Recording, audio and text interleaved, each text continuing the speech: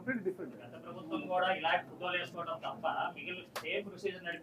Same procedure కాదమ్మా, రెండు ఉన్నాయి డిఫరెన్స్లు. ఇవి సెంట్రలైజ్డ్ డేటాబేస్. ఎప్పుడైతే రికార్డ్ ఆఫ్ రైట్స్ ఉన్నాయో రికార్డ్ ఆఫ్ రైట్స్ని సర్వే రీసర్వే చేసి అంతా యాక్యురసీ తీసుకొని కంప్లైంట్స్ అన్ని రిజాల్వ్ చేసి ఒక సిస్టమ్ చేస్తే ఆన్లైన్గా ప్రతి ఒక్కళ్ళు యూజ్ చేసుకుంటారు. ఏదైనా డిస్ప్యూట్స్ వచ్చినాయి అనుకోండి రెగ్యులర్ ప్రాసెస్ ప్రకారం వెళ్తుంది. జగన్మోహన్ రెడ్డి గారు పెట్టింది ఏంటి, అసలు రెగ్యులర్ ట్రెడిషనల్ కోర్ట్ సిస్టమ్ తీసేసి లోకల్గా ఉండే వాళ్ళని దానికి డిస్ప్యూట్ రిజల్యూషన్ పెట్టారు. అది అక్కడ ప్రాబ్లం. అంటే మీ సొంత మనుషులను పెట్టుకొని చేయటం అనేది ఇష్యూ. అది కోర్టుకు కూడా వెళ్ళకుండా టీఆర్ఓని పెట్టారు. అది అక్కడ ఎవరు పెట్టుకోవచ్చు, ఆయన బంధువులు కూడా పెట్టుకోవచ్చు, ఆయన జైలు మీద కూడా పెట్టుకోవచ్చు. అట్లా పెట్టినటువంటి వ్యవస్థ డిఫరెంట్, రెండు వ్యవస్థలు. దానికి వేరే ఇది వేరు.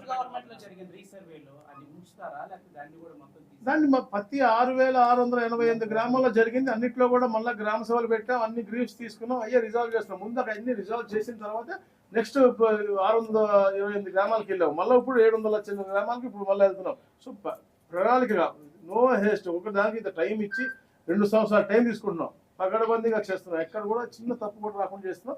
అయినప్పటికీ కూడా చిన్న 0.02 సెంట్స్ ఉన్నా కూడా ఇబ్బంది.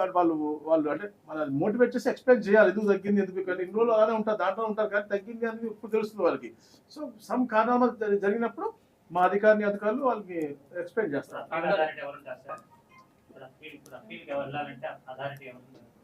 మీకు వ్యవస్థ ఏదైతే సిస్టమ్ ఉందో, గవర్నమెంట్ ఉందో, ఆర్డీఓ దగ్గర ఆర్డీఓ అప్డేట్ ఉందో, జేసీ దగ్గర జేసీ ఉందో, సిస్టంలోనే ఉంది. అనగారు రెండు విషయాలు ఇక్కడ ఆన్లైన్ చేసే విషయంలో మీరు చేస్తానంటున్నారు, దేశవ్యాప్తంగా డిజిటలైజేషన్ చేస్తానంటున్నారు. అయితే దాదాపు ప్రభుత్వ భూమిని దాదాపు 15 సంవత్సరాల నుంచి కూడా కొంతమంది రైతులు కూడా అక్కడ వాటిని సాగు చేసుకుంటున్న పరిస్థితి నెలకొంది.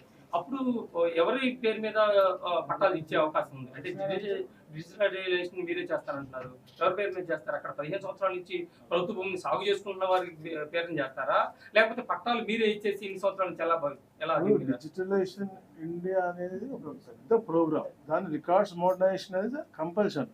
కాకపోతే వాళ్ళు సాగులో ఉంటే ఆ సాగు ఎలా ఉందో వాళ్ళ పేరు మీద సాగుదారులు అని చెప్పి రాసి డిజిటలైజ్ చేస్తాం.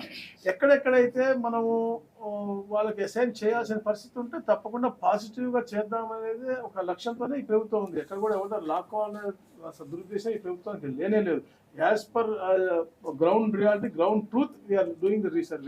దాని ప్రకారం రీసెర్చ్ చేస్తున్నాం. అంటే ప్రభుత్వ భూమిని సాగు చేసుకుంటున్నప్పుడు దాదాపు 15 సంవత్సరాల నుంచి కానీ సాగు చేసుకుంటే నువ్వు చేసుకోవాలి, లేదంటే ప్రభుత్వానికి ఇవ్వాలి. కానీ వాళ్ళ పేరు మీద సాగు చేస్తారంటే వాళ్ళు వేరే వాళ్ళ పెద్దలకు అమ్మే అవకాశాలు కూడా ఉన్నాయి కదా, ఇక్కడ రుచులు జరిగే అవకాశాలు ఉన్నాయి కదా.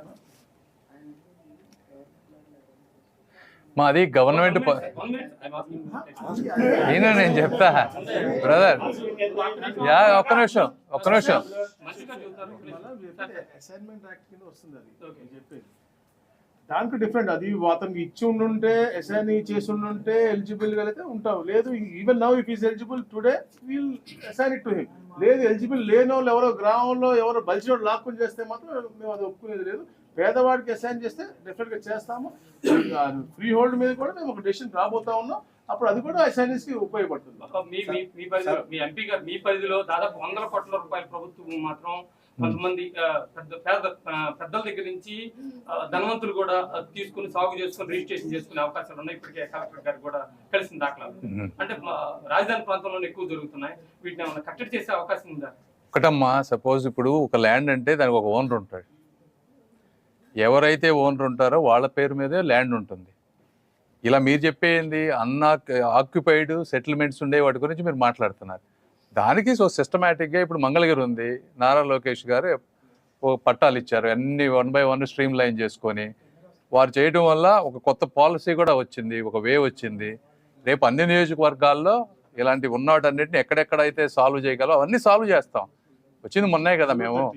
నెక్స్ట్ ఇంకొక 1 year లో మీరే చూస్తారు ఎక్కడెక్కడ చేయాలో అన్నీ చేసుకుంటూ వస్తాం. Thank you. నిన్న 6G మీద మాట్లాడుతూ ఇండియా లీడర్ కాబోతుంది, ఇప్పుడు దాకా భాగస్వామ్యం ఉన్నాం, కానీ 60th మాత్రం లీడర్షిప్ పొజిషన్కి రాబోతుంది. అంటే ఏ ప్రభుత్వ ఉద్దేశం అంటే ఏం చెబుతున్నారు? అంటే ఇప్పుడు 6G అనేది ఒక కంప్లీట్లీ డిఫరెంట్ టెక్నాలజీ. ఈ టెక్నాలజీకి వచ్చేటప్పటికి రీసెర్చ్ అనేది చాలా ఇంపార్టెంట్. అక్రాస్ ద ఇండియాలో ఉన్నటువంటి ప్రైవేట్ ప్లేయర్స్ని, గవర్నమెంట్ ఇన్స్టిట్యూషన్స్ని, రీసెర్చ్ ఇన్స్టిట్యూషన్ని అందరినీ కలిపి 6G మిషన్ అనేది ఒక మిషన్ తయారు చేసి దానికి తేజాసు TCS సుబ్రహ్మణ్యం గారిని చైర్మన్గా వేశారు. గోల్ ఏంటంటే అన్ని ఇప్పుడు దాదాపుగా ఇండియా మొత్తం ఒక 100 5G టెస్ట్ బెడ్స్ పెట్టాం మనం యూనివర్సిటీస్లో. వీటన్నిటిని వాడుకొని టెక్నాలజీని అభివృద్ధి చేసుకుంటా ఉంటే లోకల్ చిప్స్ అన్ని మ్యానుఫ్యాక్చర్ చేసుకుంటే మనకి ఇంకా 5 to 6 years టైం ఉంది కాబట్టి 6Gలో మనం అడ్వాన్స్కి వెళ్ళగలం అని. ఇంతకుముందు అసలు ఆ ఎకో సిస్టమే లేదు కాబట్టి మనం క్యాచప్ చేసాం కానీ ఇన్నోవేషన్ వైపు వెళ్ళలేదు. ఈరోజు చూస్తే 6Gలో చాలా బ్రేక్ త్రూస్ మన ఇండియాలో ఈ రీసెర్చ్ ఇన్స్టిట్యూట్స్లో నేను అదే చెప్పాను, పేటెంట్స్ అనేవి high number of patents file చేస్తూ ఉన్నారు IITs. వీటన్నిటిని పెట్టుకొని డెఫినెట్గా ముందుకెళ్తాం. Thank you. మనకి 27 మన స్టేట్కి వితిన్ 1 to 2 years మొత్తం అయిపోద్ది. మన state. Nation has different continuous గా జరుగుతూ ఉంటే ఇంకా ప్రోగ్రెస్ పెరుగుతూ ఉంటుందని మా యొక్క సలహా సార్. ఇలాంటి సదస్సులు రెవెన్యూ సదస్సులు ఇంకా ముందు అన్ని స్టేట్లు కూడా మన మీ కమిషన్ ఆధ్వర్యంలో ఈ రోజు గుంటూరులో కండక్ట్ చేశారు.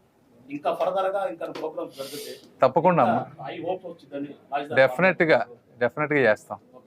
ఏ అవకాశం ఉన్నా వదిలిపెట్టండి. Don't worry. Thank you.